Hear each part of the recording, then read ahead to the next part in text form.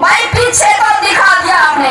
हमारे मजदूर जिस तरह से एकजुट हुए हैं हरियाणा के अंदर, और ये इसलिए हरियाणा सरकार की जो मजदूर विरोधी नीतियां हैं, इन मजदूर विरोधी नीतियों के खिलाफ आने वाले समय में हम शानदार संघर्ष करेंगे।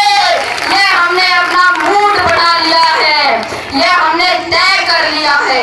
20,000 हरियाणा की आशा वर्कर पिछले 2